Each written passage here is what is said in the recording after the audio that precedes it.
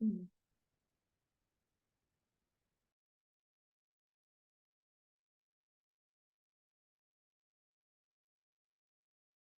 día, buena tarde a todas, todos y todas.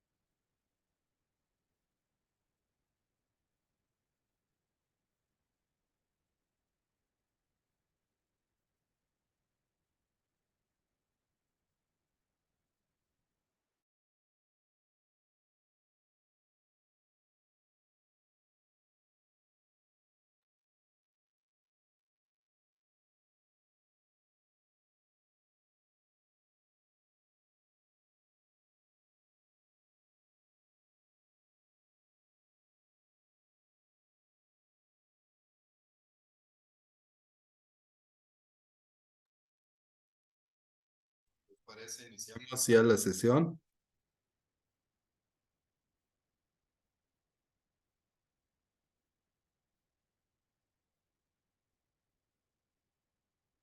Ok.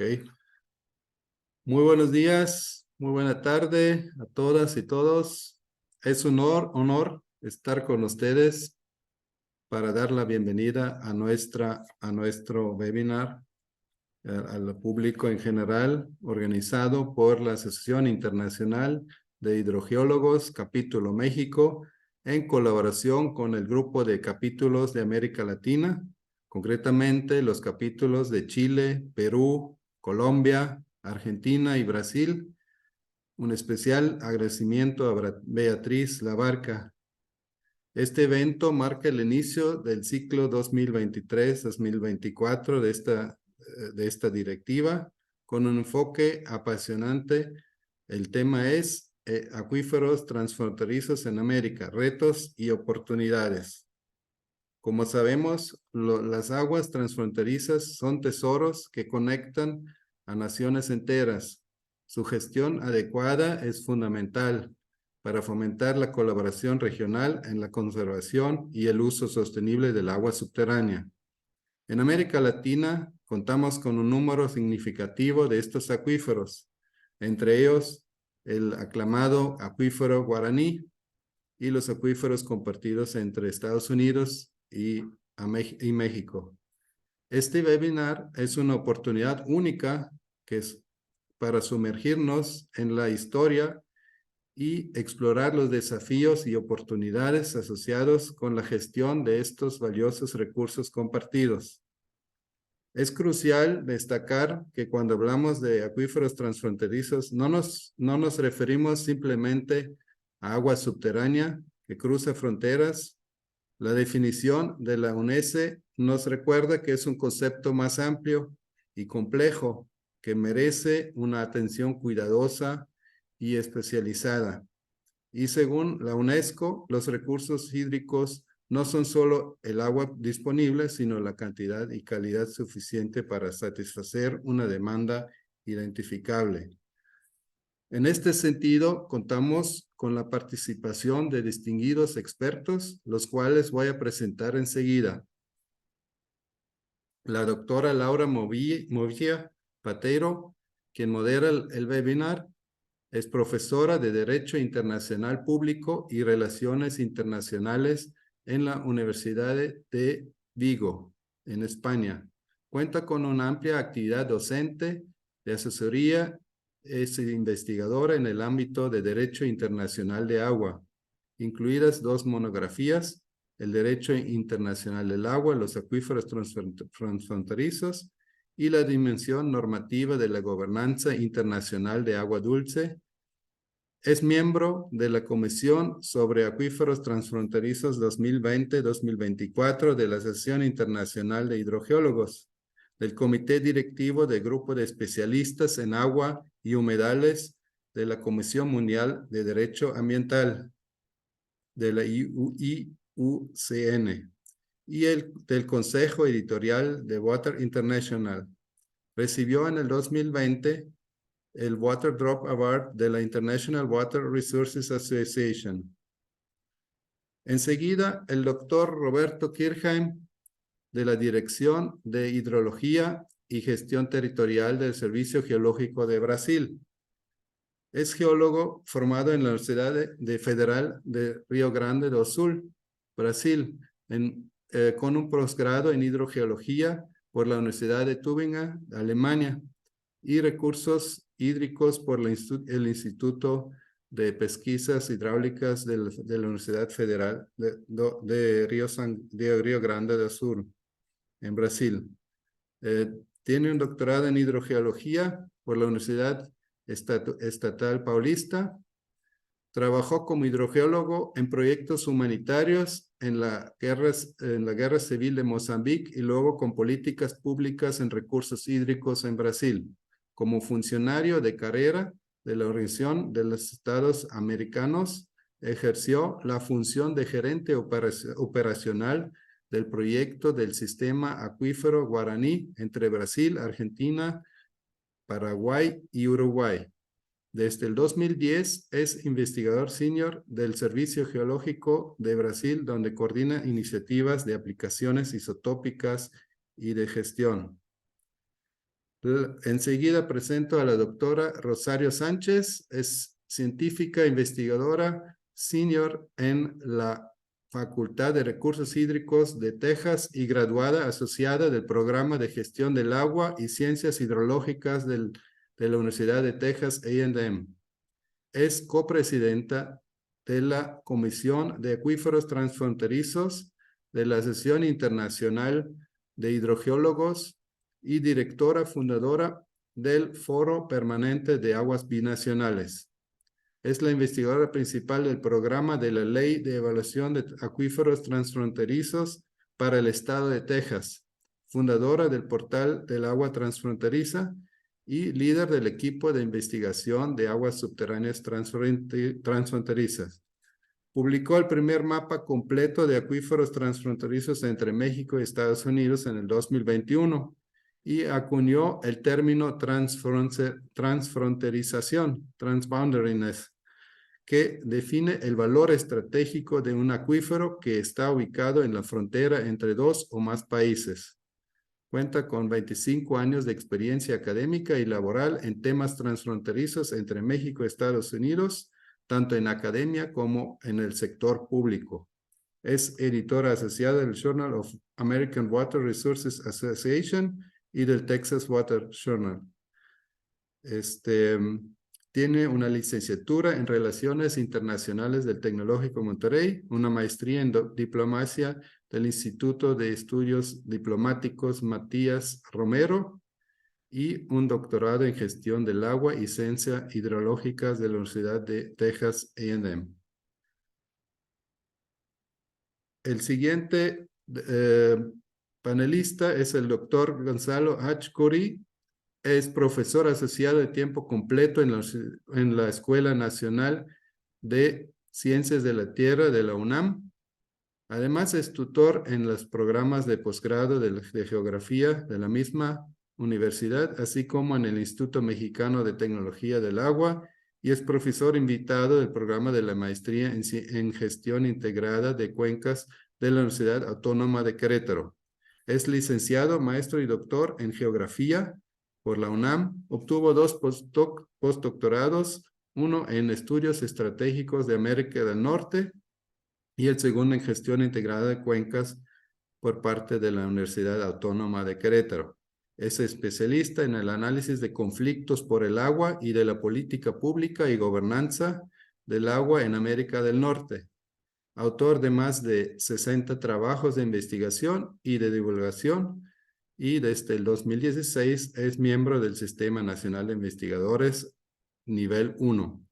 Es integrante de la Red del Agua de la UNAM, coordinando el grupo de análisis de aguas transfronterizas. Fue premiado con la medalla Alfonso Caso de la UNAM en el 2011 por su tesis de maestría. Sin más preámbulo, quiero invitar a la doctora Laura Movilla a iniciar la moderación de este interesante webinario. Que disfruten el evento. Buenas tardes, buenos días a todas y todos. Muchas gracias por la introducción, Jürgen, y muchas gracias y enhorabuena por la iniciativa de este webinar, pues tanto al capítulo de México como a esos otros capítulos de Latinoamérica de la Asociación Internacional de Hidrogeólogos, pues por dedicarle pues, a este tema tan pertinente y de tanta relevancia, pues este primer webinar. Para mí es un auténtico placer introducir y moderar este simposio sobre un tema sobre el que nos queda tanto por explorar y aprender todavía.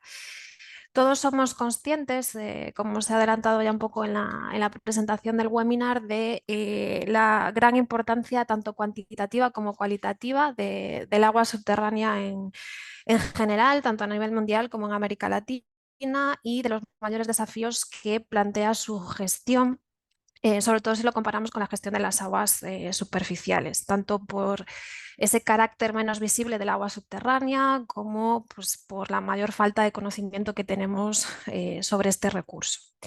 En este webinar nos vamos a centrar en aguas subterráneas transfronterizas, como adelantaba Jürgen, y ese hecho, ese carácter transfronterizo, pues va a hacer que pues, todavía sea mucho más compleja su identificación, su evaluación, su gestión, etcétera, etcétera, por muchas razones, ¿no? Algunas más o menos obvias, como que lo que podemos hacer a un lado de la frontera sobre esas aguas puede afectar al otro lado de la frontera, porque se hace necesaria en esos contextos la colaboración entre ambos lados de la frontera para una adecuada evaluación y monitoreo de esas aguas, porque al mismo tiempo ese intercambio de información y ese monitoreo conjunto es al mismo tiempo también pues, el primer paso para una cooperación e incluso en algún momento una gestión conjunta de esas aguas, y porque en un contexto transfronterizo pues va a haber muchos más factores que pueden influir en esa gestión, en esa cooperación, desde el contexto más amplio de las relaciones incluso históricas entre esas partes, o pues, los sistemas nacionales de gestión y regulación del agua en cada una de ellas, que pueden ser más o menos compatibles entre sí.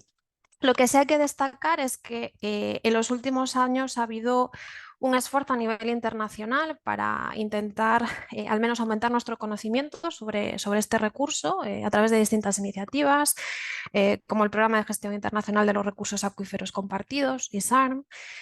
Pero a pesar de la gran cantidad de acuíferos transfronterizos que hemos identificado ya, 468 según el último inventario publicado por IGRAC en 2021, lo cierto es que estos acuíferos, estas aguas subterráneas transfronterizas, pues tradicionalmente han estado bastante ausentes, ¿no?, de las relaciones de vecindad entre los estados, y su regulación y gestión a nivel transfronterizo pues, es mucho más escasa que si la comparamos pues, con el agua superficial transfronteriza.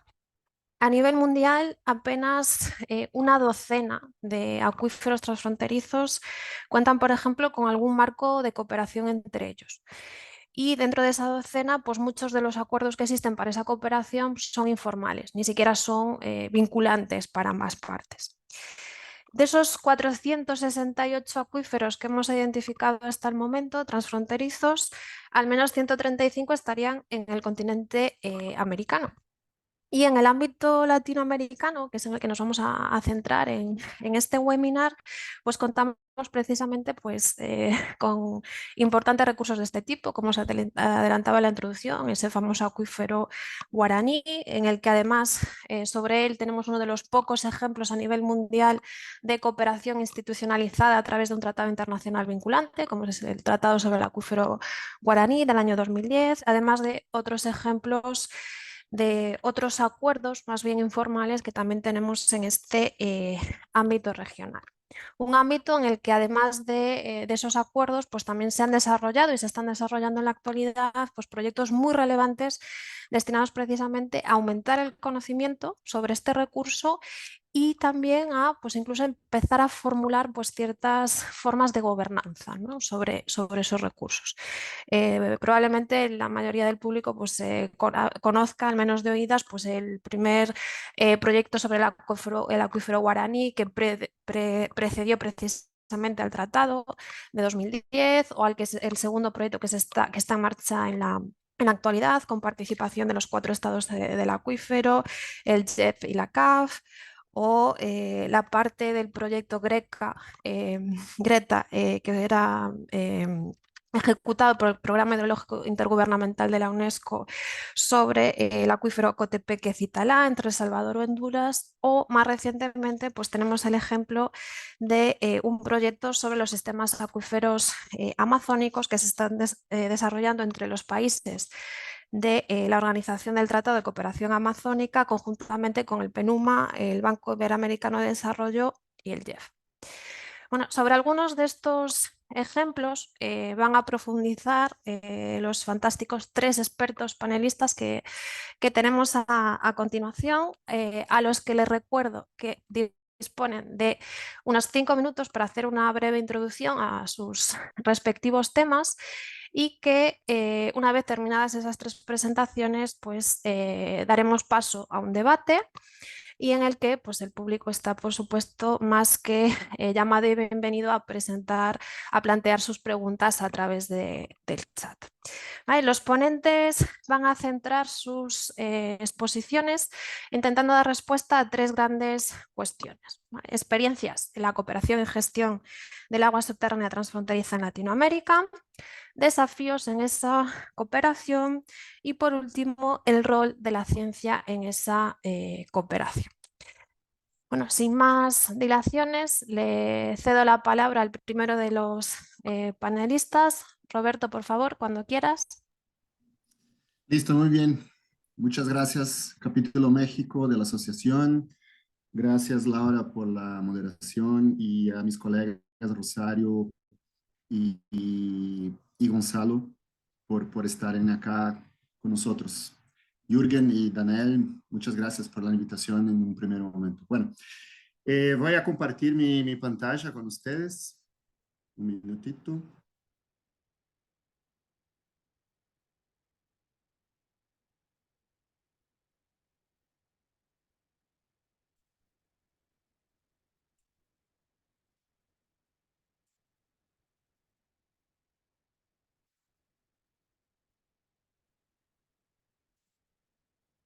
Ojalá la estén mirando en el formato full frame. ¿No? ¿Qué chiquito? ¿Está bien? Bueno, perfecto, vamos. Se habló del guaraní exactamente como un ejemplo de un proyecto, quizás el primero, del punto de vista del GEF, del Global Environmental Facility, que es uno de los grandes donantes que impulsionan toda la cooperación internacional en términos ambientales, ¿no? El GEF es como un armario y tiene una gaveta, una caja específica para aguas internacionales, y ahí se dan cuenta que nunca había habido un proyecto para gestión de aguas, digamos, entre comillas, internacionales, aguas subterráneas, ¿sí? La motivación empezó por un asunto de gobierno, por un tema de gestión de aguas superficiales entre Uruguay y Brasil, y luego, al mismo tiempo, los académicos estaban mirando ya ese estrato estratigráfico compartido por los 4 países que estaban más allá de la frontera. La geología no obedece las fronteras, y se dieron cuenta de que, opa, acá hay una oportunidad interesante de investigación. Todo eso llegó al Banco Mundial al mismo tiempo, ¿no?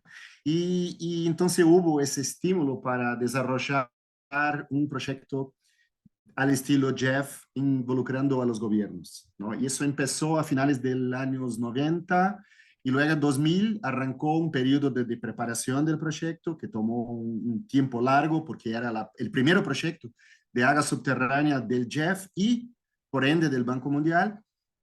Los organismos que normalmente hacen la ejecución de estos proyectos tampoco tenían mucha experiencia, o sea, UNESCO, EA, FAO, era el piloto en general, ¿no? Entonces, claro, tomó bastante tiempo para entender exactamente qué era hacer un proyecto de gestión que se pretendía de gestión en términos de agua subterránea. Entonces voy a hablar de las experiencias de esa cooperación, un poco del histórico, el histórico de alguien que ha mirado todo desde mucho adentro. O sea, yo estuve haciendo parte de la preparación del proyecto, luego de la ejecución del proyecto y luego del cierre, siendo el actor del PEA, ¿no? Del Plan Estratégico de Acciones, que justamente ahora está siendo ejecutado en esa segunda iniciativa financiada por CAF, que tiene ahora UNESCO por detrás. Entonces es una mirada muy privilegiada porque tuve el privilegio de participar de las micro reuniones hasta las grandes reuniones donde había que cortar el presupuesto porque no había plata suficiente, etcétera, etcétera, etcétera. Voy a hablar un poco de los desafíos de la cooperación y el rol de la ciencia, por supuesto, por ser un hidrogeólogo con doctorado en isotopía. La pregunta que queda es esta, ¿no? ¿Cómo hacer un water management, una gestión de agua con base en información dubia o falta de información? Entonces, lo que hay que hacer acá es invertir un poco esa pirámide de la figura y hacer la gestión con bases sólidas, con base en la información concreta. Y también, o por supuesto, llegar a una ecuación ecuánime, justa, democrática, equitativa de la distribución de agua, ¿no? Entonces, en todas partes, por el hecho del cambio de las alteraciones climáticas globales, en Brasil estamos sintiendo eso día por día. Hay una demanda creciente por el agua y un recurso que era antes considerado estratégico empieza a ser buscado, explotado para suministrar agua al riego, a las comunidades, a la industria y eso todo, ¿no? Entonces hay que mirar qué acuífero es este, ¿no? De qué profundidad estamos hablando, de qué caudales, cuáles los efectos de esa explotación, cómo eso se pronuncia en términos transfronterizos y por ahí vamos. Bueno, acá un poco la figura de qué es el acuífero. En el mapa pequeño ustedes van a ver ahí la figura de los bordes del acuífero, su dimensión y un poco cómo es la compartimentación interna. Es básicamente muy controlado por la componente de almacenamiento, o sea, entra poca agua y cuanto más uno estudia ese acuífero, se da cuenta que cada vez parece que entra menos agua, o sea, la recarga es muy diminuta y ese es un tema muy importante, ¿no? Mensurar cuánta agua sale y cuánta agua adentro, no cuánta agua adentro del acuífero. Y cuando Roberto, adentro, no se ve la otra diapositiva, solamente estamos en la primera. Me parece en que la ya primera. estamos buscando la segunda, ¿verdad? Sí. Y no se ve en full mode, también no se ve en modo diapositiva. Mira, qué Ajá. raro, porque en mi pantalla se ve las dos. Ah, ahora, ya. Ahora sí, Sí, ya se ve, pero no en full mode, ¿eh? Ok, no pero hay ya fumar. vemos la segunda, estamos viendo ya la segunda. A ver si. Ahora sí. No, sigue pequeño, creo que ya ves primero compartir en tenías que, ya ves hace ratito que tenías que primero hacerlo full mode antes de compartir. Sí, ahí vamos. Lo había hecho antes. Sí, sí, a veces. ¿Así está? No, no está compartiendo. Ya, ahí va, ahí va. Sigue en Bueno, pequeño, pero mira, si quieres sí, seguir. vamos Sí, adelante. Las figuras están para complementar nomás. Es importante, bueno, definir dónde el agua entra, ¿no? Esa es una pregunta muy importante, ¿no? Conocer en los 4 países si hay entradas de agua que contribuyen para la recarga. En un acuífero profundo como es el Guaraní, que tiene tramos, líneas de flujo muy extensas, el hecho de que haya recargas de circuito corto y de circuito muy profundo y largo hace toda la diferencia, porque parte de la recarga alimenta los caudales, los cauces superficiales y no llegan a conformar una recarga profunda. Eso se va a mirar mucho con técnicas isotópicas y todo ahí. Otra cosa interesante es que no hay un ordenamiento en términos de cómo son las explotaciones. Eso hace un problema porque muchas veces las exploraciones se dan con base en pozos mal construidos y que pueden dañar el acuífero desde el punto de vista puntual. Si seguimos, a ver, estoy con dificultad acá para, es que como no sigue, Bueno, quizás así. ¿Están mirando ese próximo slide? Ok. Sí, Una pregunta muy importante que va a ser el caso en todas las iniciativas transfronterizas es definir exactamente cuál es el paquete que queremos llamar de acuífero transfronterizo. O sea, hay un razonamiento estratigráfico por detrás, pero muchas veces hay que tomar una decisión operacional porque no da los tiempos para estudiar toda la estratigrafía como deseamos y se pierde un tiempo interesante e importante del timing, importante para lanzar el proyecto, por ejemplo. Entonces hay que tomar una decisión operacional sí o sí y definir exactamente en términos cronoestratigráficos cuál es el paquete que estamos hablando. Eso en el guaraní ha sido una decisión súper, súper, súper importante. El otro tema es que hay que homogenizar el lenguaje, ¿no? Porque se llama una roca, la misma roca acuífera, en los 4 países se llaman de maneras diferentes, se interpreta de maneras diferentes. Entonces, hay que homogenizar el conocimiento y tratar de disminuir las sospechas de que un país quiere sacar ventajas sobre el otro. Eso no es un tema menor. Hay que generar confianza entre las personas, entre las gentes, entre las instituciones y solo con bases sólidas de confianza un proyecto de cooperación puede avanzar.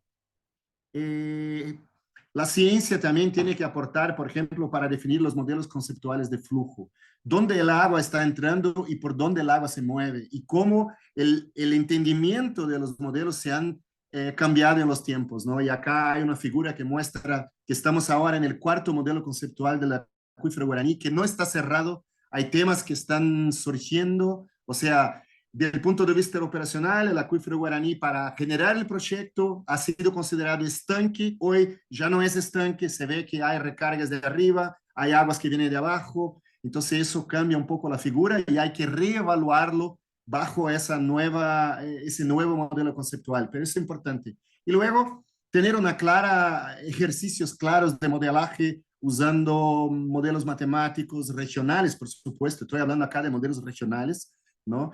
Y también buenas relaciones hidráulicas para tratar de entender exactamente de lo que estamos hablando y cuáles son los efectos transfronterizos reales, ¿cierto?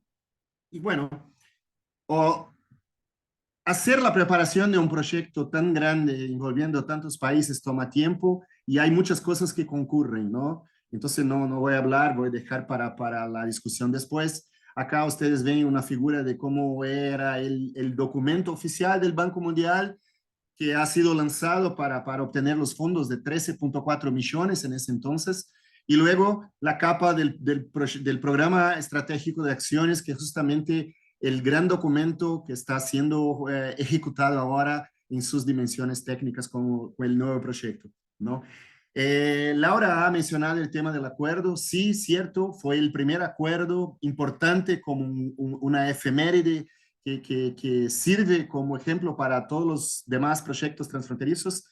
Es un acuerdo bastante genérico, ¿no? Que se basa en principios de soberanía, el uso equitativo y razonable de los recursos hídricos y principalmente la obligación de no causar daño, ¿no? Y también un punto importante, compartir y intercambiar la información. Ese último tema, eso es una realidad, o sea, los 4 países hoy comparten información como nunca han hecho esa trueca de informaciones, ¿no? Eso no tiene que obedecer un protocolo todavía porque no hay ahí aún una instancia subnacional para hacer la gestión y quizá ni debería, porque básicamente, en mi opinión, una vez que tenemos un documento en común y buenos pilares de un acuerdo, los países tienen que comprometerse a hacer la gestión bajo sus leyes, bajo su institucionalidad.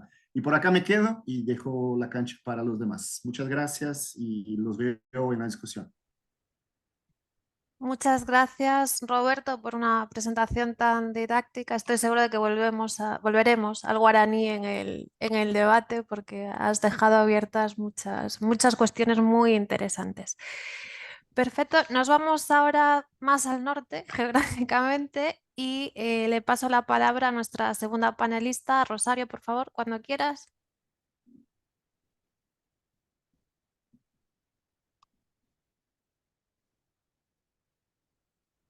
¿Estás muteada?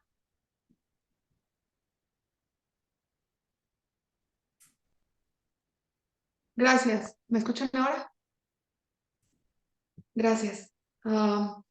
Gracias, Roberto. Como dijo Laura, sí, muchas preguntas, ¿no? Muchas preguntas sobre el caso que estamos viendo en el continente americano sobre el desarrollo de posibles mecanismos de administración de aguas subterráneas transfronterizas. Gracias por la invitación. A mí me toca hablar un poquito más al norte, entre México y Estados Unidos, acuíferos transfronterizos.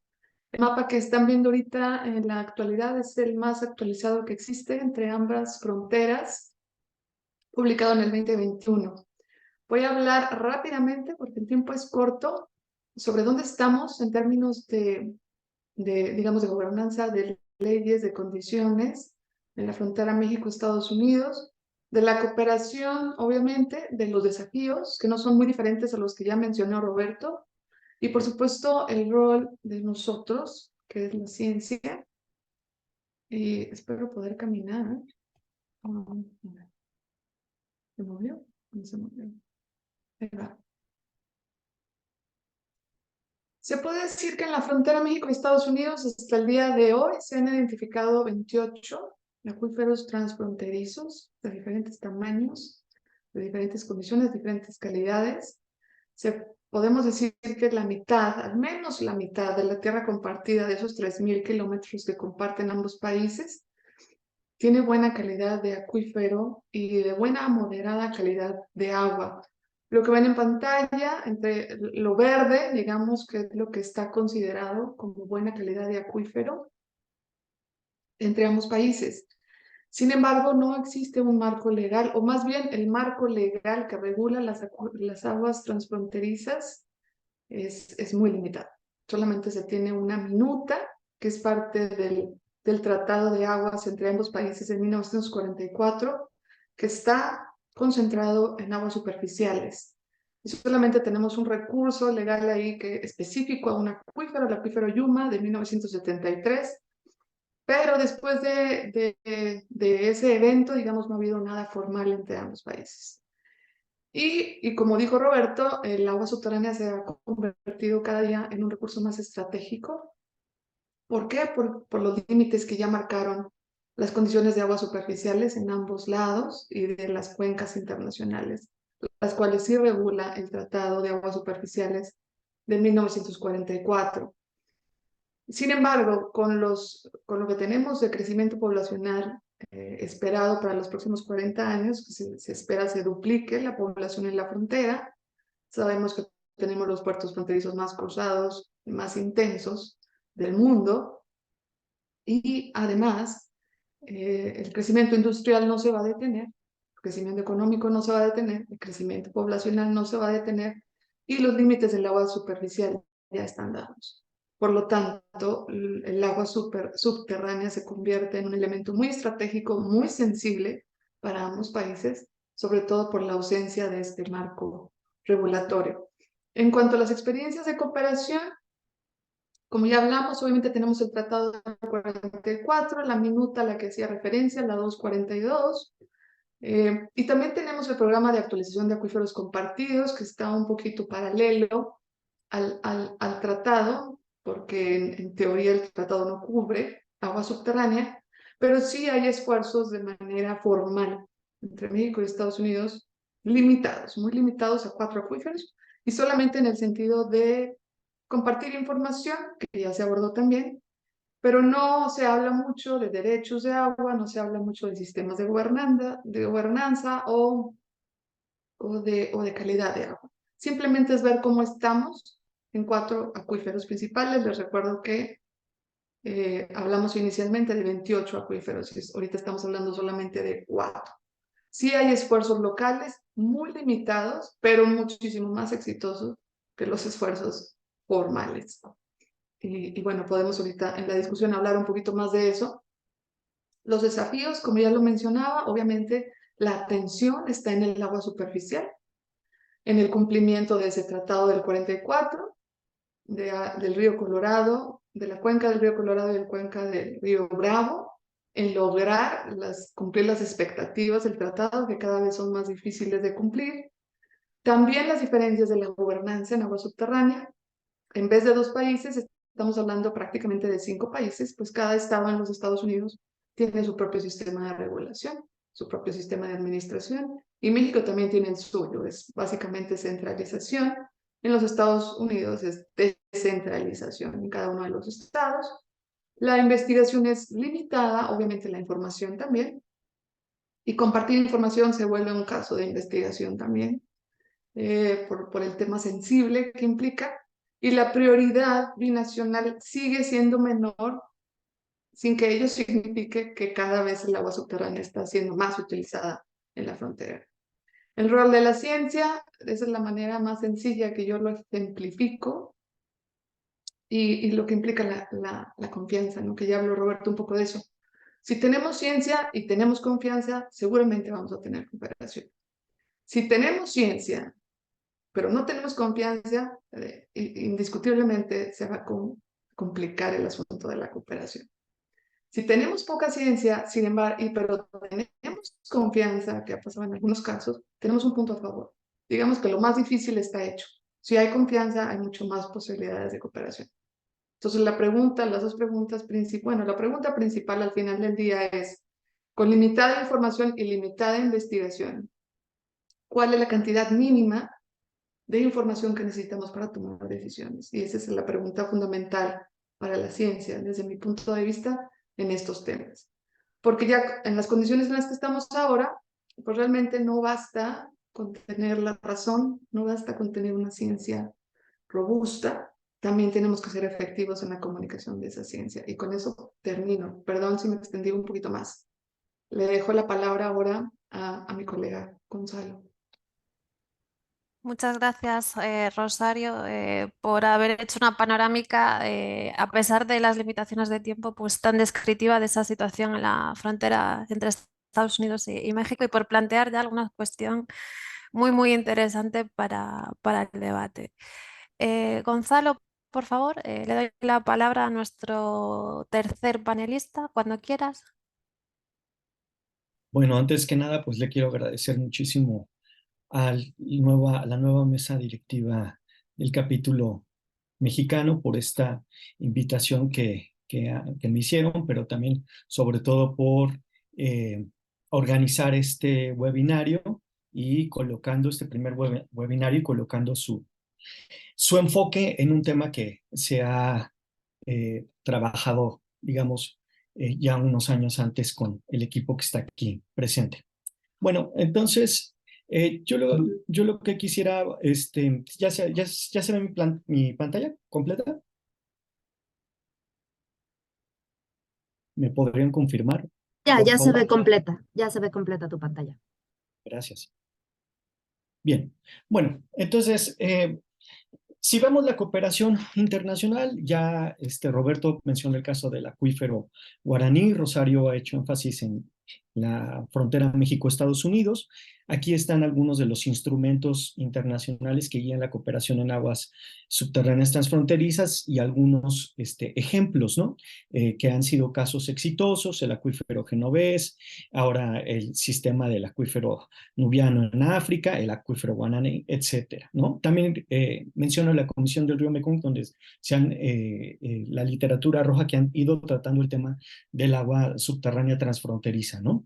Sin embargo, ahora yo quiero platicar también alguna situación que tiene que ver con estos acuerdos que están aquí, que estimulan, inclusive son elementos de los instrumentos del derecho internacional para aguas, ya Laura nos dirá, hablan de una situación universalizante, global, ¿verdad? Y el problema es cuando aterrizamos en lo local, en el agua subterránea, el agua es un asunto bastante local, ¿no? Y entonces aquí tiene que cambiar un poco, o se tienen que adecuar, digamos, a estos 3 puntos, ¿no? A estudios regionales. Las fronteras pues tienen toda una historia reciente donde la literatura habla de la fronterización, de la determinación de los límites de acción, manejo y alcances de distintas políticas, de las cosas elementos que fluyen entre esa frontera y se comparten, como el agua, ¿no? Por eso el agua subterránea transfronteriza o el agua superficial, ¿no? Se ha convertido en un objeto de política pública, ¿no? Entonces esto es como un estudio selecto regional. Luego está el desarrollo territorial. ¿Cómo se ha ido desarrollando el territorio en nuestras fronteras? Pues esto ha implicado, sobre todo en este asunto del agua subterránea, pensar en el cambio de usos de suelo, cultivo, ganadería, industria, los diferentes usuarios y cómo han ido creciendo las ciudades. Por supuesto, esto habla también de los instrumentos de política de participación local de los usuarios de agua. ¿Cómo los vamos a ir organizando para establecer una medida de protección ambiental en el agua, como lo establece uno de los instrumentos internacionales, como voy a mencionar? Y por supuesto, ¿cuál va a ser la política de rendimiento sustentable y sostenible para esta agua, ¿no? Ya Roberto mencionó, por ejemplo, este tema de las sospechas de la extracción entre cada uno de los estados, pues tiene que ver con estos esquemas de manejo, ¿no? Cómo controlar la extracción, bombeo, derechos de agua, luego evaluar los caudales ecológicos, etcétera. Y esto significaría que si vamos a hablar de cooperación internacional, este tema, tenemos que equilibrar el contenido de los lineamientos internacionales con los escenarios de manejo internos y domésticos previos que existen de agua subterránea, con un enfoque intersectorial y de participación democrática. Bueno, ¿qué pasa en México? Miren, en México, pues el agua subterránea se maneja justo en un enfoque centralizado. En la Ley de Aguas Nacionales hay una definición de acuífero que yo lo veo bastante mezclado, tiene una raíz hidrogeológica, pero hablan mucho de un acuífero administrativo, ¿no? Y la autoridad maneja estos acuíferos básicamente para manejar los derechos de agua, ¿no? Entonces son unidades en las cuales se manejan derechos de agua. Hay 34 a lo largo de la frontera México-Estados Unidos, que justo nada tienen que ver con la cartografía que hizo Rosario Sánchez y que publicó, ¿no? Que ya reveló los acuíferos transfronterizos. Estos son acuíferos domésticos y no necesariamente homologados, ¿no? Y aquí tenemos la situación. Muchos de ellos están sobreconcesionados, ¿no? Así lo determina la autoridad, y justamente coinciden con las principales ciudades de la frontera México-Estados Unidos, ¿no? Ciudad Juárez, Mexicali, Tijuana, Nogales, etcétera, ¿no? Nuevo Laredo, por ejemplo. Entonces, esto va reflejando que hay también en el fondo un cambio de uso del suelo, mayor demanda, etcétera. Yo diría que cuando se hablan de estos temas, sobre todo aquí en México, parece ser que cuando hablamos de acuífero, el concepto acuífero administrativo se convierte en una camisa de fuerza y entonces no permite ir hacia la dimensión transfronteriza. Va como invisibilizando para mí el tema. Yo diría que tendríamos que rebasar esta figura, ¿no? Del acuífero administrativo y discutirlo tal como lo hizo Rosario, pone los acuíferos transfronterizos y pone esta dimensión transfronteriza. Sin embargo, eso no ha cambiado y en la ley mexicana ese concepto es el que existe, ¿no?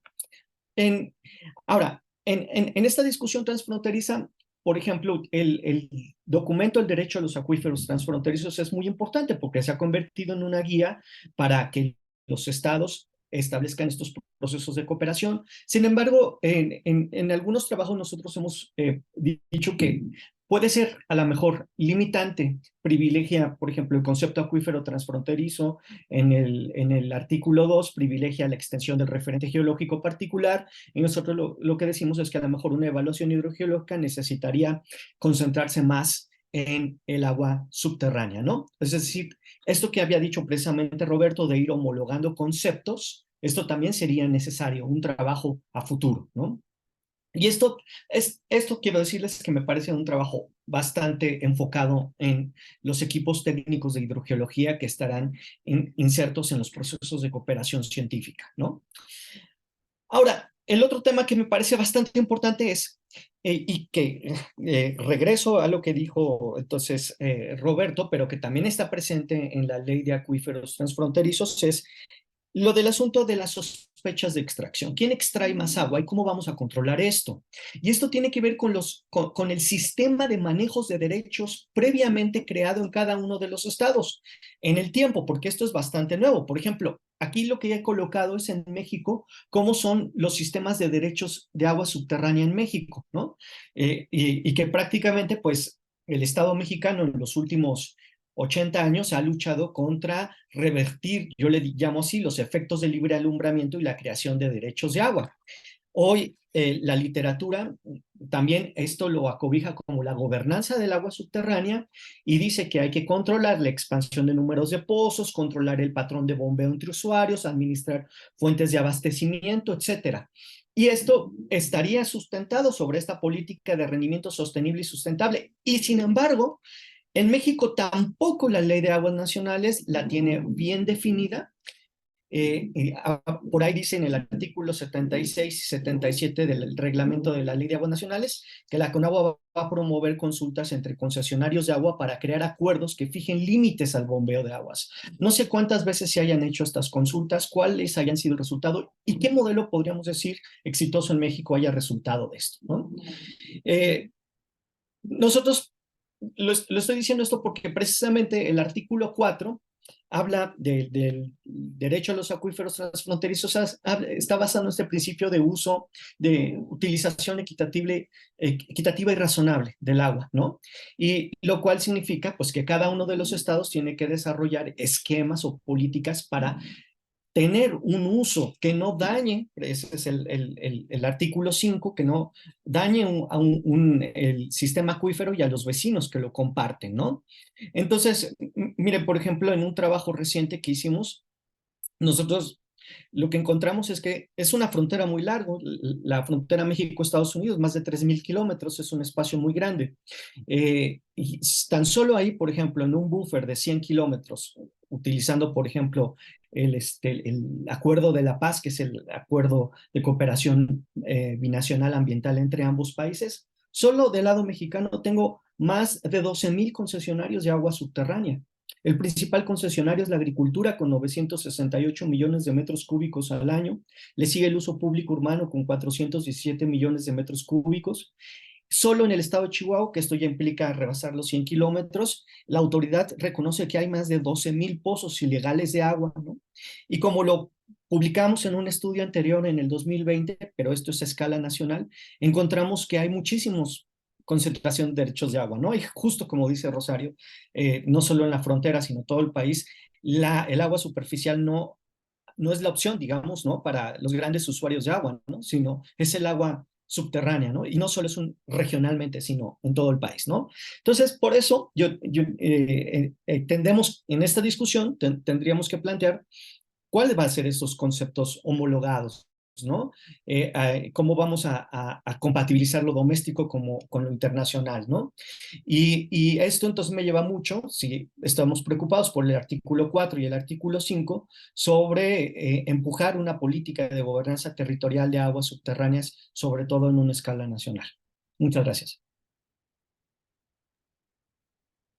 Muchísimas gracias, Gonzalo, también por haber hecho una presentación con tanta información y tantas preguntas e interrogantes más en un periodo tan corto de tiempo como el que disponíais los panelistas. Aprovecho para recordar al público que nos está siguiendo que los animamos encarecidamente a plantear sus preguntas a través del chat. Y ahora que los tres panelistas han hecho su presentación, comenzaríamos la fase del debate de este webinar. No sé si en primer lugar alguno de los panelistas quiere quizá darle la réplica a algún otro panelista por alusiones o por haber tratado temas conexos.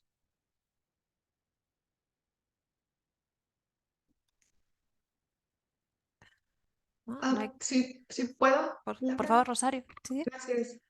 Que se abordó, que lo abordamos, bueno, yo lo abordé muy poco por el límite de tiempo, pero sí me gustaría dedicarle, que le pudiéramos dedicar, a ver qué piensan Roberto y Gonzalo, la parte de los esfuerzos locales. Y Gonzalo lo mencionó muy bien, el agua subterránea es muy local, ¿no? Lo que sucede es muy casi individualizado, ¿no? El sentimiento de los usuarios y de los sistemas de gobernanza, incluso que no están diseñados así. Sin embargo, los ejemplos que hemos visto a nivel mundial y los esfuerzos de cooperación también a nivel mundial, y lo vemos en la parte de México, Estados Unidos sobre todo, tienden a ser muy locales. Entonces, no sé, me gustaría poder abordar un poquito más esta experiencia que Roberto no la mencionó mucho. En el caso del guaraní, lo veo más como de macro a micro. Ahora sí que el approach, perdónenme por mi mal uso del español, la perspectiva era más, o sea, firman el acuerdo macro y después como que ponerse a trabajar en la operatividad local del acuerdo. Y acá los esfuerzos, creo, con temor a equivocarme y llevar a otros colegas aquí que me puedan contradecir, pero veo más un esfuerzo de carácter mucho más localizado y quién sabe si llegue a lo formal y quién sabe si llegue a lo macro, pero sí se está concentrando mucho desde esta informalidad local. No sé si, Roberto, tú tuvieras algo que pudieras comentar al respecto en el caso de Guaraní.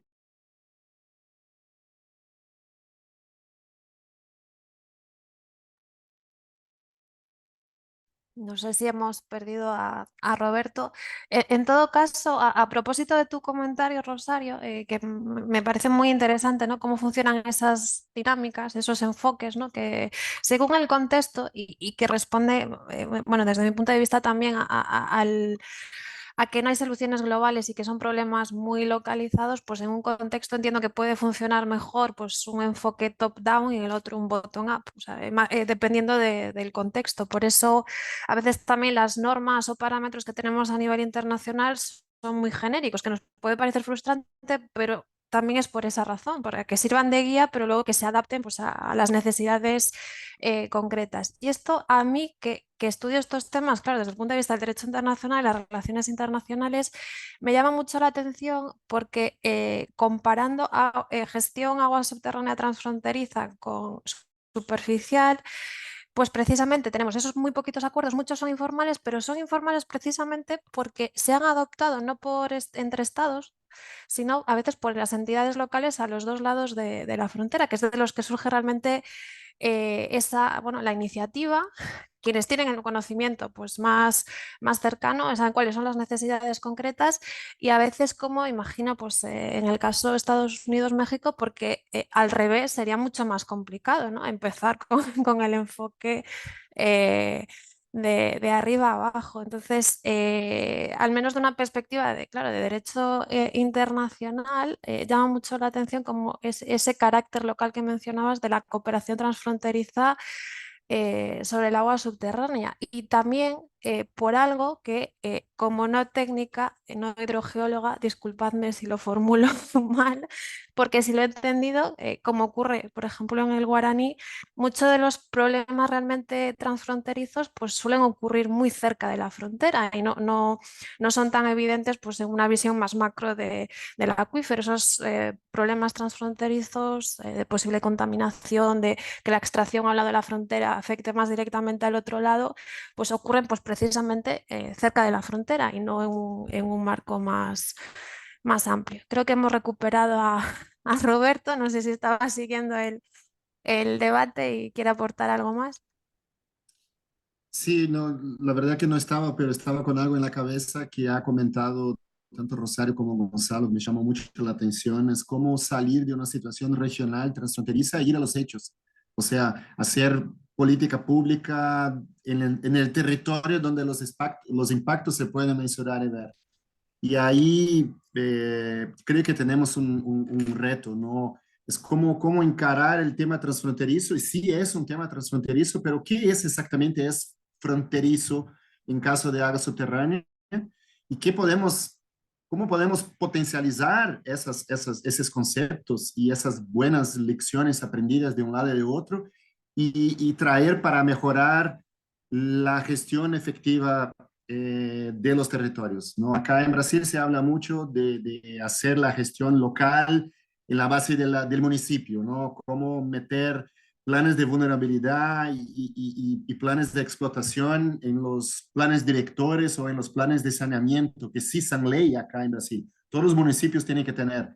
Entonces, luego ahí tiene que tener un capítulo muy robusto de cuánta agua hay y cuánta agua se puede explotar, ¿no? Y si es un acuífero como el Guaraní, en el caso de una intendencia, que ese municipio y esas personas que hacen ese plan tengan capacidad de buscar información que ha sido generada en un plan transfronterizo, en un proyecto regional, ¿no? O sea, cosas de ese tipo, ¿no? Creo que tienen que pasar sí o sí y traer todo lo que se ha logrado en términos de conocimiento regional a los comités de cuenca acá en Brasil, por ejemplo, que es donde se hace el Parlamento de Agua, donde se hace la información. Entonces, la invisibilidad del agua subterránea tiene que ser encarada dentro del comité, por ejemplo. Ok, los límites del acuífero son muy distintos de la cuenca, pero la cuenca sí abarca partes del acuífero, ¿no? Entonces, ahí hay una charla que puede ser hecha y creo que ese es el momento que vivimos ahora en Brasil, ¿no? El reto principal y lo veo eso pasando en Argentina, Paraguay, Uruguay, claro, con diferencias, ¿no? Porque acá el agua subterránea tiene legislación estadual, o sea, subnacional, así como Argentina, mientras Uruguay hay un órgano de gestor federal que regula esas cosas todas. Entonces hay diferencias también del punto de vista institucional. Pero aprender con los vecinos, ver lo que están haciendo, las metodologías, entender y poder intercambiar información que sea intercambiable, me parece un muy buen camino. Muchas gracias, Roberto. Eh, pues a colación de tu último comentario y también como no técnica, le querría preguntar a los panelistas precisamente por ese intercambio de información. ¿Qué información debería compartirse y cómo precisamente para facilitar ese diálogo y esa cooperación?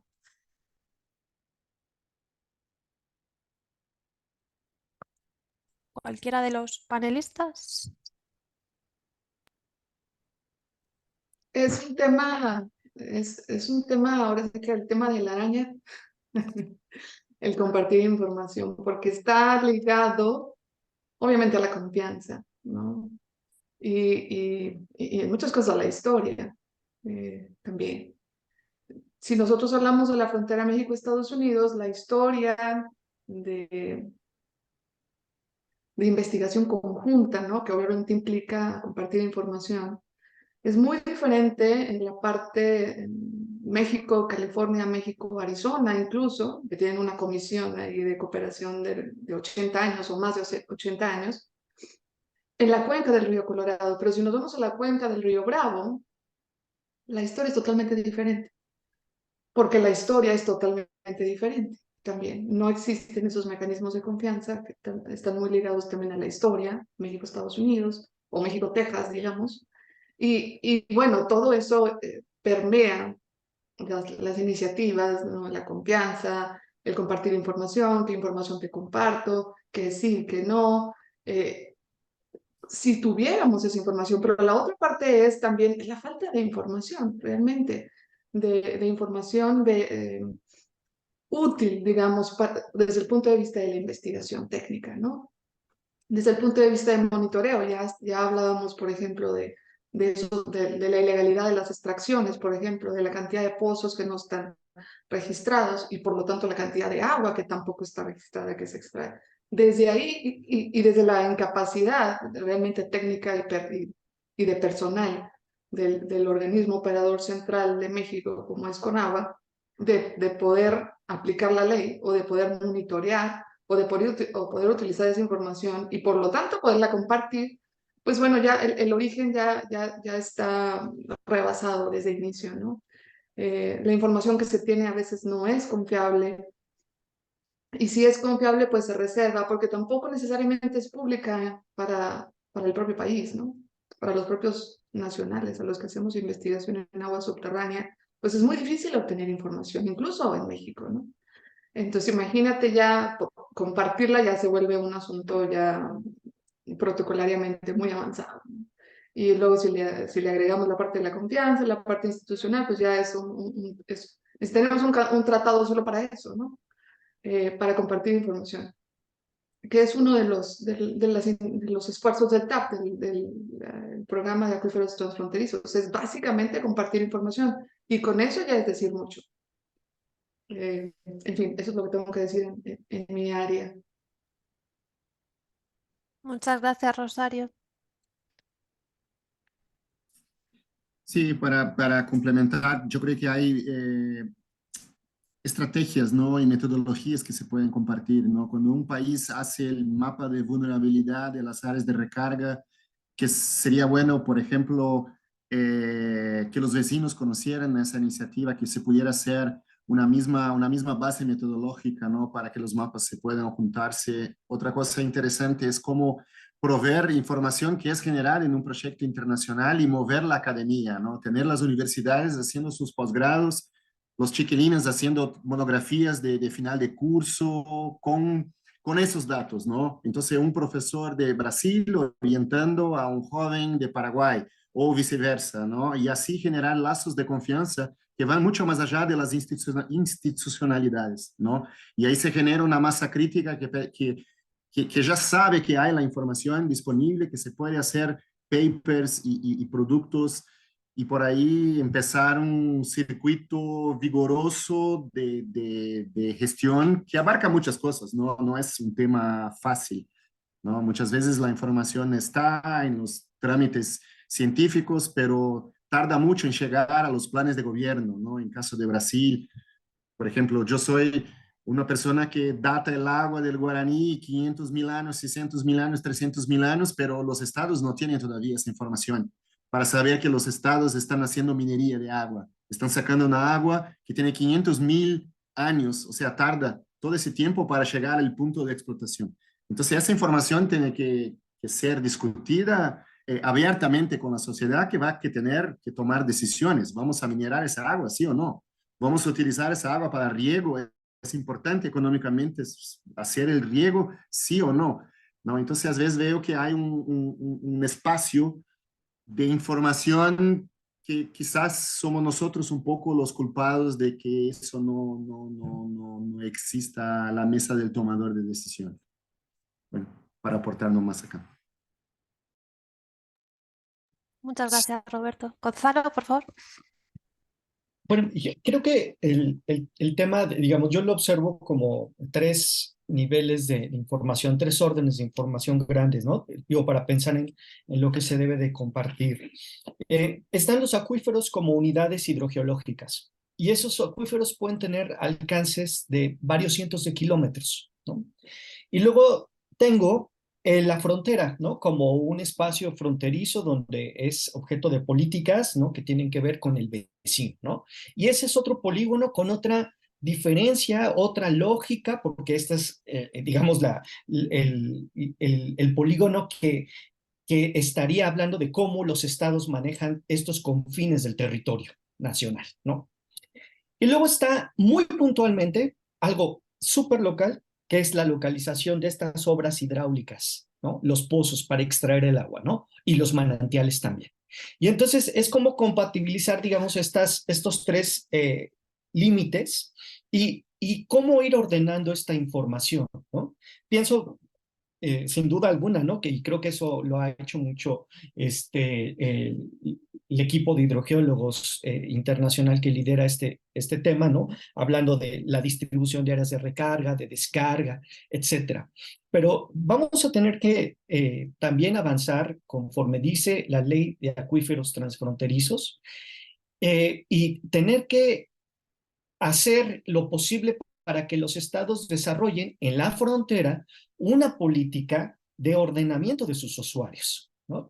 Es decir, ¿de qué manera vamos a organizar a los usuarios que son los principales concesionarios de agua subterránea y que entiendan que están compartiendo flujos de agua, ¿no? Entre el país vecino y los países vecinos, ¿no?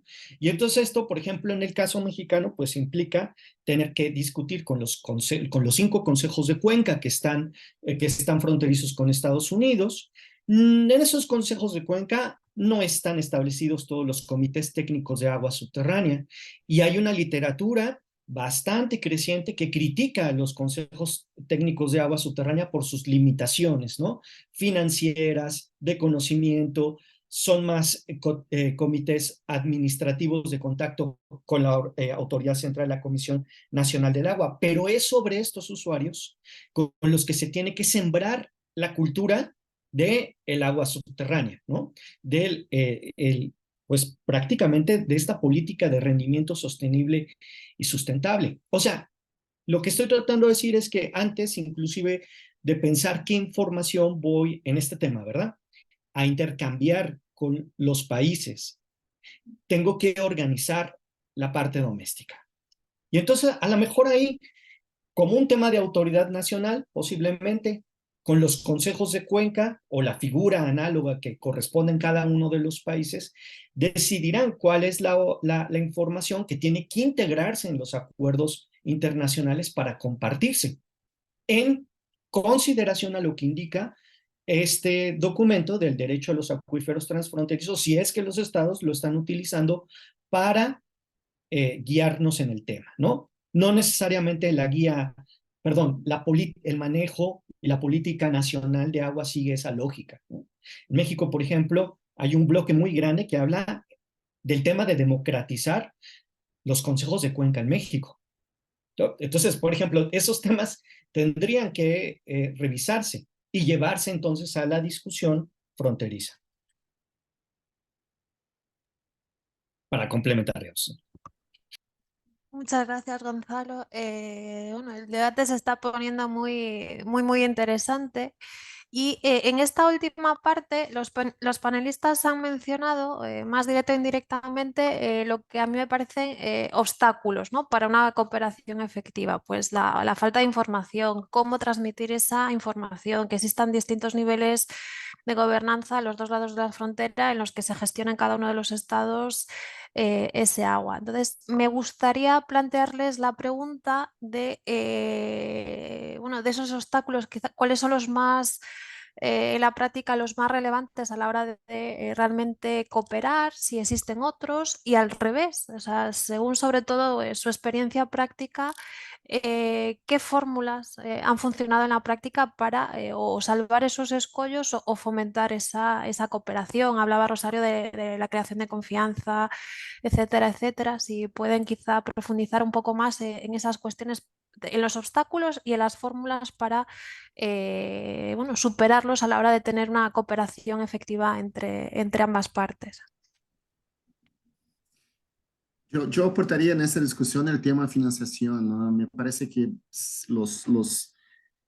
hablando bien honestamente y concretamente, ¿no? Acuíferos transfronterizos tienen un sex appeal en la cooperación internacional. Son objetos muy interesantes para obtener recursos, para estudiar los acuíferos transfronterizos, ¿no? Entonces, por ahí es un punto positivo, ¿no? Tener en cuenta que eso es posible. Bueno, está. Una vez que está posible, que se han generado los recursos para generar un proyecto, ahí viene definitivamente tu pregunta, ¿no? De cómo, por dónde empezar, ¿no? En el guaraní, en la primera etapa del guaraní, eso todo ha empezado por una motivación de sospecha, ¿no? Y eso funcionó, pero al final quedó muy débil, ¿no? Porque en definitiva se ha investido mucha plata para estudiar un acuífero fronterizo, que los efectos transfronterizos eran muy acotados. Bueno, entonces, como se ha rompido un paradigma, se necesita pensar en algo más, ¿no? Y ahí vino las cuestiones de buenas prácticas de gestión y el aprendizaje que un país podría tener con el otro y intercambiar información. Por ejemplo, yo manejo un tema isotópico, una red isotópica de Brasil. Toda vez que tenga que decidir, elegir dónde voy a colocar un analizador isotópico, un analizador no, pero un equipamiento para hacer la cosecha de agua de lluvia para efectos isotópicos, lo pongo en la frontera. Porque sí, voy a tener dos países en una única acción, ¿no? Entonces es un ejemplo bien concreto de cómo, con base en conocer a los actores del otro lado del río o del acuífero, ¿no?, uno ya se maneja para siempre poder privilegiar la información que sirva a los dos lados, ¿no? En el momento que yo haga una propuesta de un wetland, estudiar la relación de agua subterránea y agua superficial, voy a buscar algún lo que sea transfronterizo, un wetland que sea transfronterizo, ¿no?, cerca de la frontera, para justamente poder aumentar el poder de fuego, de conseguir los recursos, pero también poder hacer un trabajo de investigación con los vecinos, ¿no? Eso potencializa bastante la acción. Bueno, No sé si un poco de eso, pero ahí los colegas pueden complementar.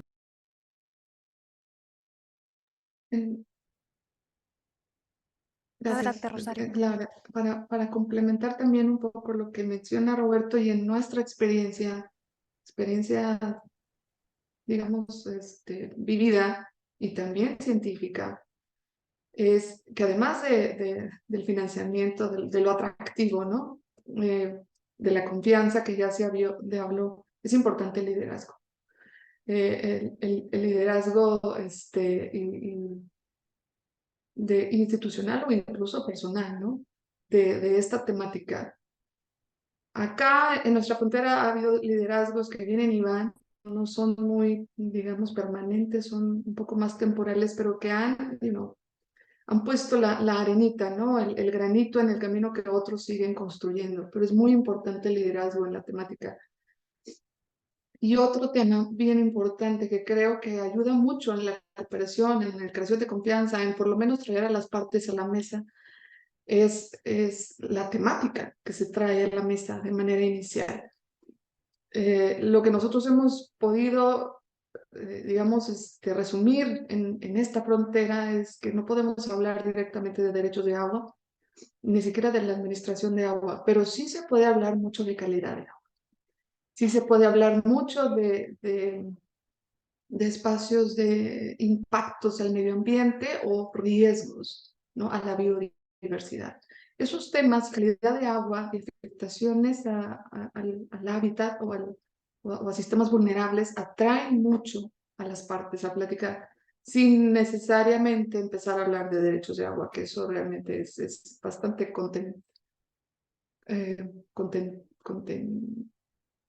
¿cuál es la palabra, chicos? Laura, ¿contentioso? No. ¿Contentious? Controvertido. No, que es mucho de choque, ¿no? O sea, Sí, controvertido. si se empieza a hablar de derechos de agua, de cuánto explotas tú de un lado y cuánto exploto yo del otro, eso de ninguna manera te va a traer a sentar a la mesa inicialmente. Pero si hablamos de vulnerabilidades, de problemas de calidad de agua que afectan a la salud pública, de ambos lados de la frontera, por ejemplo, eso atrae muchísimo más, ha sido muchísimo más exitoso y hay esfuerzos de eso documentados en toda la frontera. Por ahí digamos que es como un huequito que abre a las partes a platicar y de ahí empezar a crear estructuras, obviamente basadas en un importante liderazgo, apoyo financiero, ¿no? Y te va creando la confianza para seguir adelante en otros temas. Quién sabe si eventualmente o en cuánto tiempo podríamos hablar de compartir derechos, ¿no? De agua o de por lo menos saber qué tanto se está explotando de un lado o del otro, pero por lo menos problemas de vulnerabilidad, de calidad de agua, de impactos en los ecosistemas, esos son temas muy atractivos para todos. El liderazgo que ha comentado Rosario es muy importante.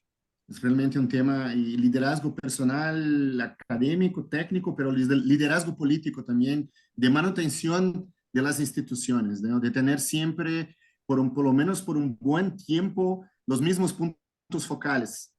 Eso significa permanencia de las políticas públicas y no cambiarlas a cada 4 años, que es el mandato político de nuestros gobernantes. Eso hace un daño tremendo a cualquier proyecto transfronterizo. Es que cuando se cambie orientaciones, se cambian las personas y se cambian las voluntades. Y uno se pierde, o sea, la ciencia se pierde en el medio del camino. Y hacer, como dijo Gonzalo, hacer el deber de casa, ¿no? Un país tener bien claro cuál es su política, cuáles son sus instituciones. Cuanto mejor se haga eso, más fuerte y más fácil se genera un proyecto de cooperación internacional, incluso porque ese país puede ayudar a los países vecinos y tornar los cambios más efectivos y más rápidos. Eso pasó con Paraguay, que hizo su ley de aguas mientras se generaba la ejecución del proyecto Guaraní. Y así han tenido varios ejemplos de cómo un país motivado por el vecino empezó a moverse, ¿no? Y eso es el lado muy bonito de la cooperación, que hay que resgatar siempre, ¿no? Bueno, yo más bien voy a plantear también desde la experiencia empírica de trabajo también sobre un tema que me lleva a pensar mucho sobre el rol de la ciencia, ¿no? En la cooperación y en la construcción de confianza. A excepción de que estos ejemplos no son transfronterizos, pero pienso que podrían replicarse en cualquier frontera. Ustedes ya me dirán. Miren, en México, en el estado de Oaxaca, en valles centrales, hubo un conflicto de muchísimos años, de más de 20 años, por el decreto de veda que había publicado dos presidentes anteriormente, hace 40 años. Y un grupo de indígenas zapotecas no podía extraer más agua subterránea porque no podían regularizar sus títulos de concesión para extraer estos derechos de agua. Entonces, ahí nosotros lo que hicimos fue empezar talleres educativos de agua subterránea, ¿no? Un colega, el doctor Carrillo Rivera, habló mucho sobre los patrones de extracción de agua, estableció un gran lenguaje para estas comunidades sobre agua subterránea y entendieron realmente cómo funcionaban los sistemas de agua, qué relación tenían con la cuenca, el caudal ecológico, etcétera. Y lo que se les recomendó fue, ustedes tienen que medir el agua subterránea, tienen que medir cómo están extrayendo el agua subterránea. Y ellos nos dijeron, no, nosotros no vamos a medir el agua subterránea. ¿Por qué? Porque la Conagua nos va a quitar esa información y nos va a cobrar derechos de agua a partir de ello. Y ahí es donde está entonces el problema. La gente tenía confianza en la información científica, pero hay esos límites. Dijo, yo no voy a medir. Y claro está que esto tiene que ver, por ejemplo, con cómo se tiene concesionada el agua subterránea para los regantes en México, ¿no? Que no pagan derechos de agua hasta lo establecido en su título de concesión, ¿no? No solo eso, tenían miedo también de no obtener los nuevos derechos, los nuevos subsidios para el bombeo que tienen de la electricidad, ¿no? Entonces uno puede ser muy científico en campo, pero en realidad a veces estas son las limitaciones, ¿no? Por eso hablo de cuando ordenas la casa, bueno, a ver cómo nos va, ¿no? Y mira que que ese trabajo lo hicimos como académicos de la UNAM, no lo hicimos como ninguna institución. Otra experiencia, cuando hablas, por ejemplo, con industriales.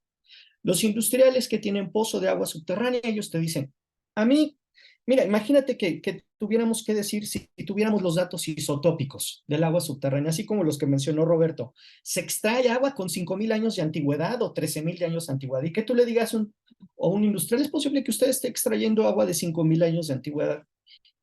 En realidad, tendríamos que ver qué tanto estos usuarios pueden tener una política de responsabilidad corporativa ambiental para decir, bueno, voy a dejar de extraer esa agua que no es humanamente, que se puede renovar, ¿no? Renovable. Y vamos a ver de qué otra fuente extraigo agua. Tanto los industriales como los usuarios domésticos, etcétera, pienso que les preocupa mucho que la obra hidráulica funcione, que el pozo funcione.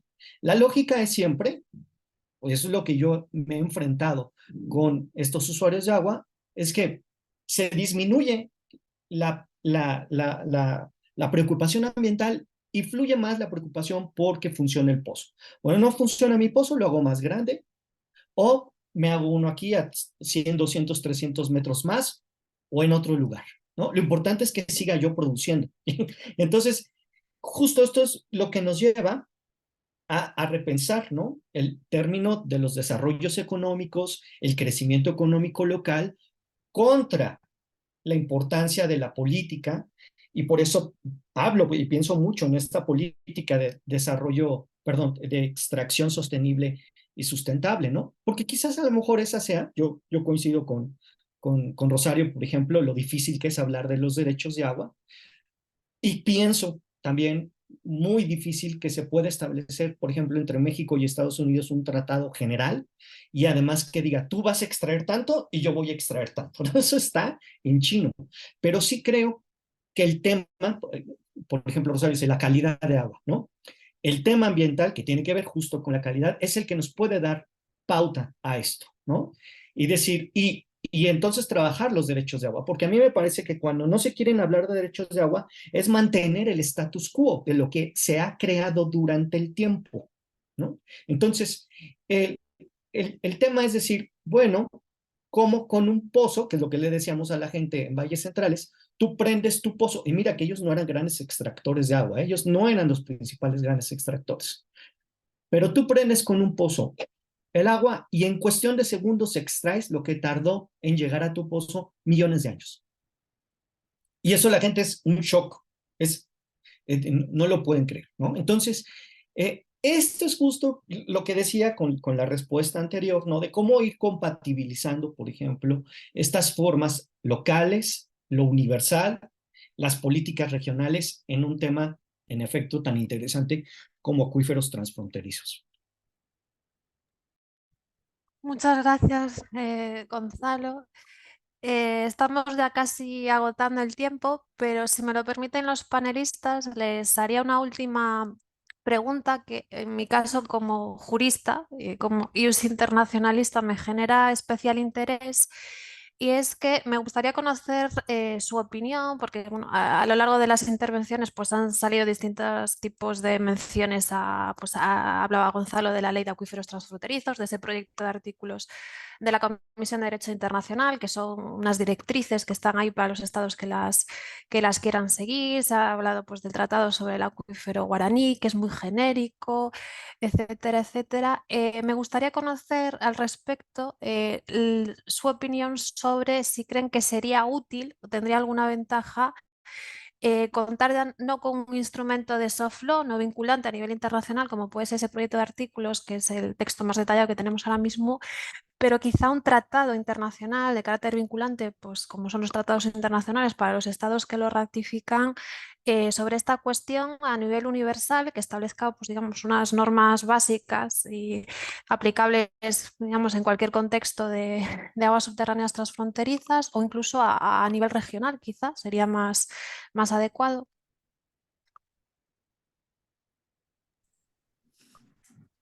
Si me permite, Laura, me parece una buena idea.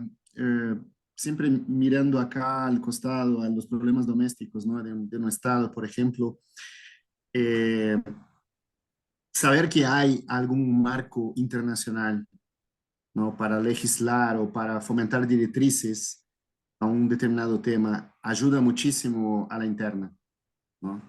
O sea, estamos en São Paulo tratando de lograr que las áreas de recarga sean protegidas bajo las leyes de uso y ocupación del suelo, lo que ha traído en su presentación Gonzalo.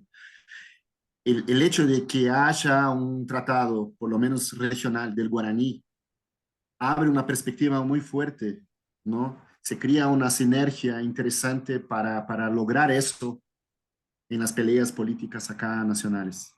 Entonces, siempre que posible, cuando un tema se lleva a esa instancia internacional donde hay un entendimiento de la importancia, ¿no? de un cuerpo acuífero, de un ecosistema que sea, creo que aporta muchísimo a los países para tener ahí un argumento para hacer el deber de casa, ¿no? Mi opinión. Muchas gracias, Roberto. Rosario. Yo pienso que un acuerdo macro, como ya existe, aunque sea un borrador, ¿no? A nivel internacional de los acuíferos transfronterizos, de principios, yo creo que sí ayuda. Pero en la operacionalización, el aterrizamiento de esos principios a condiciones locales, yo me iría por un caso por caso.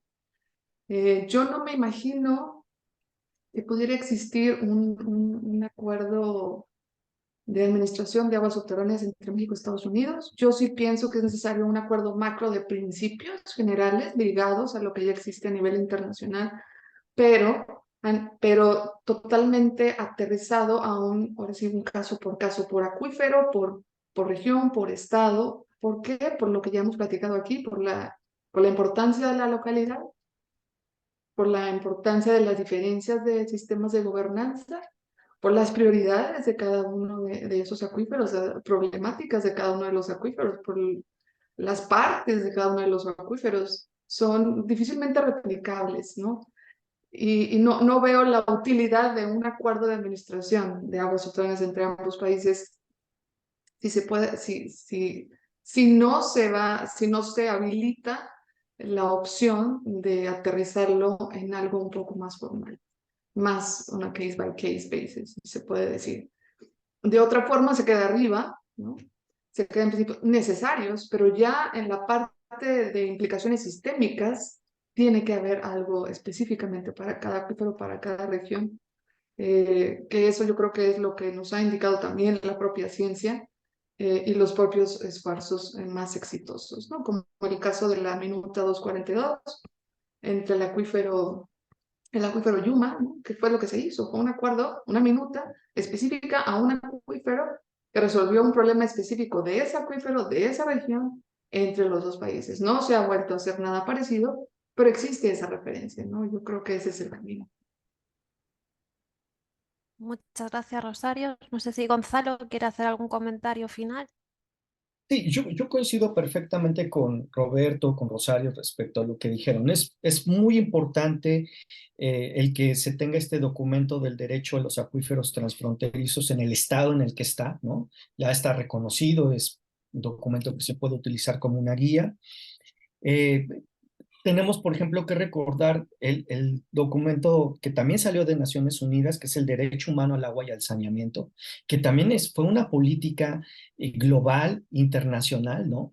Y que finalmente ha movido, ¿no? Ha obligado a que los estados incorporen este derecho humano al agua en los países, ¿no? En México ha creado toda una polémica a partir de su reconocimiento constitucional, ¿no? En el año 2010. Y entonces pienso que el derecho a los acuíferos transfronterizos, más los casos que tenemos, ¿no? Estos que habíamos mencionado, ¿no? El acuífero genovés, el acuífero guaraní, etcétera. Me parece que son ejemplos de los cuales, pues, los actores, las autoridades y otros actores pueden abrevar en la experiencia. O sea, ya hay algo, ya hay un atraso, por supuesto, ¿no? Quizá que a lo mejor lo interesante es que no tendríamos que perder de vista también que estos problemas que son transfronterizos están ubicados en las fronteras y la política interna doméstica de cada uno de los países sobre estos temas de las fronteras es bastante reciente, ¿no? O sea, los estados han tenido que diferenciar entre la política doméstica territorial y esta política para los confines del territorio, ¿no? O sea, digamos, parecería que sobra decirlo, ¿no? Pero la policía migratoria es de las fronteras y los aeropuertos nacionales, ¿no? Las aduanas comerciales para las fronteras, puntos fronterizos, fueron hechas para eso, ¿no? Entonces han salido autoridades exprofeso que son para estos regímenes de confines del territorio nacional. Entonces, quizás los estados tendrían que seguir viéndolo desde arriba, ¿verdad? Desde los estados, esta política de fronterización y tomarlo como una política, el agua subterránea, ¿no? Entonces, y por supuesto, partir de acuíferos, partir de estos otros límites, consejos de cuenca, etcétera, ¿no? Comités de ordenamiento territorial, todo esto, lo local nos permite converger y nos lleva urgentemente a tener una visión intersectorial, porque casi siempre la camisa de fuerza es que lo estoy viendo todo desde el sector hídrico. Y en realidad este tema tiene que traer otros ángulos, otras aristas, ¿no? Que van más allá de lo que ven el sector hídrico o una gerencia de agua subterránea o un control central, etcétera. Entonces, pienso, hablando del tema del webinario, que dice retos y oportunidades, pienso que ese es el punto que tendríamos también que repensar. Una mesoescala de política, ¿no? Muchísimas gracias. Muchas gracias, Gonzalo.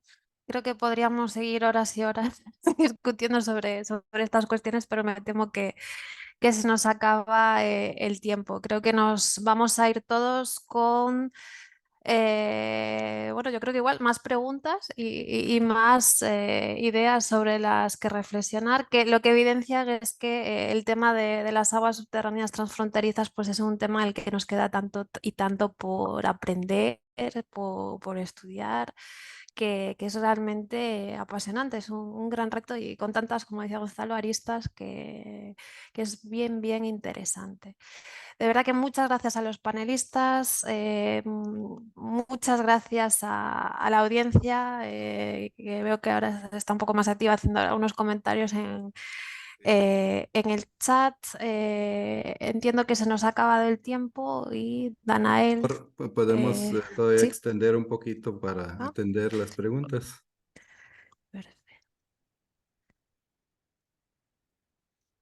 perfecto. Vale, tenemos bueno, un par de preguntas en el chat que precisamente bueno, recalcan esa idea de, bueno, esos, bueno, los criterios más técnicos, ¿no? De la importancia de homologar conceptos, metodologías y unidades a la hora de esa cooperación. Y otra pregunta también técnica como la posibilidad de, bueno, una reflexión sobre la posibilidad de establecer criterios como bases de delimitación, zonas de recarga, etcétera, etcétera, pues a la hora de gestionar esos acuíferos. No sé si alguno de los panelistas tiene algún comentario relativamente breve por el tiempo que hacer en relación con estas cuestiones más técnicas. Igual Roberto, hidrogeólogo. Yo quisiera hacer un comentario basado en la historia, ¿no? Bien al principio los países estaban hablando de cómo hacían la gestión del área subterránea. Estaba Brasil muy bien parado, muy bien equipado y con una agencia nacional de aguas bastante fuerte en plena formación y hoy es una potencia acá en Brasil que hace toda la parte política de aguas, incluso de agua subterránea. O sea, es una institución dínamo, así como el Servicio Geológico de Brasil, donde estoy.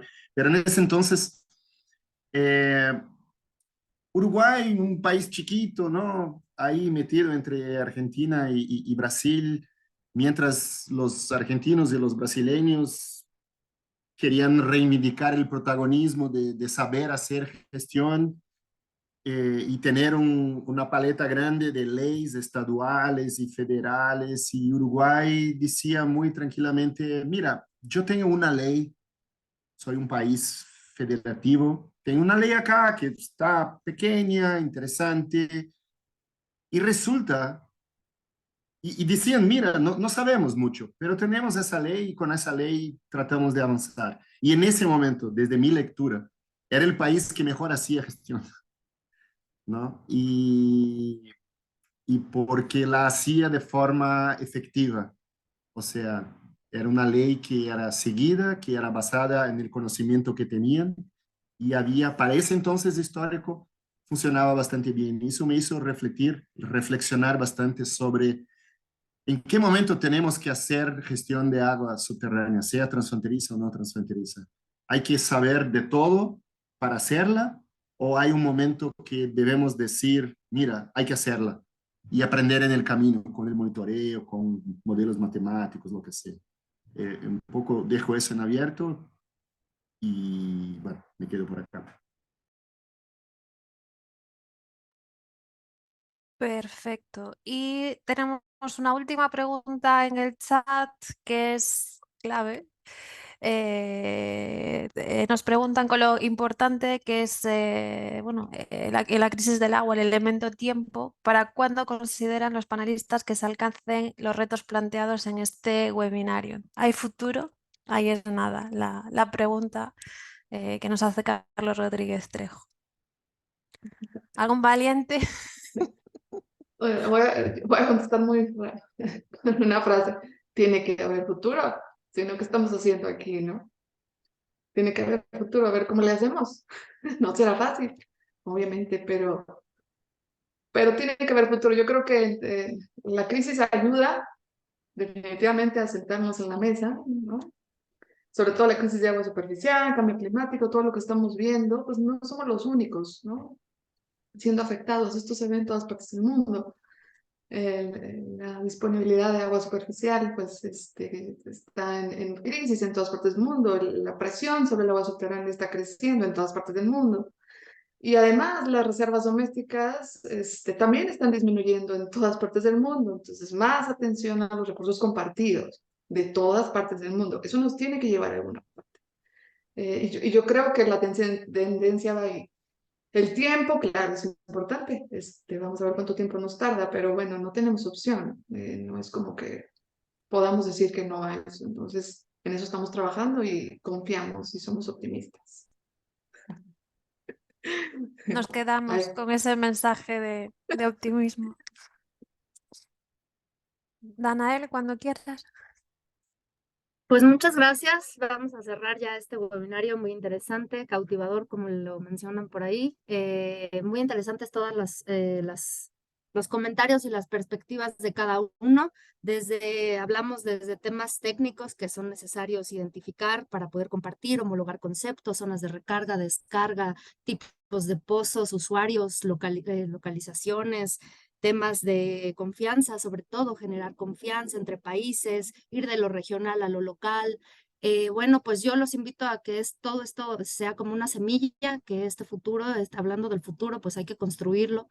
Hay que construir ese futuro, hay que continuar con este tipo de webinarios en donde podamos ir yendo de este panorama regional que acabamos de plantear hacia allá localmente podemos avanzar, darle continuidad.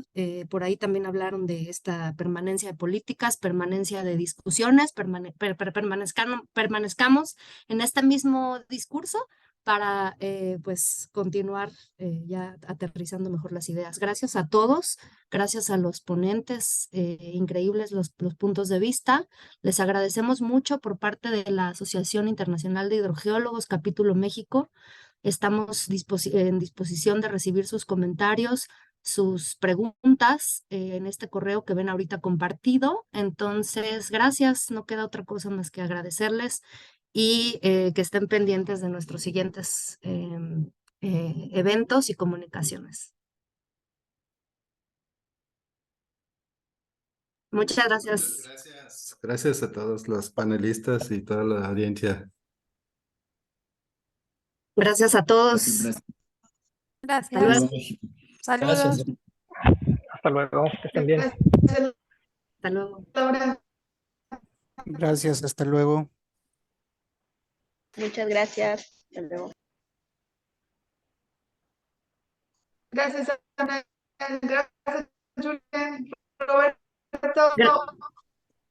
Gracias, Gonzalo, Rosario. un placer. Igualmente. Coincidir con Gracias. ustedes.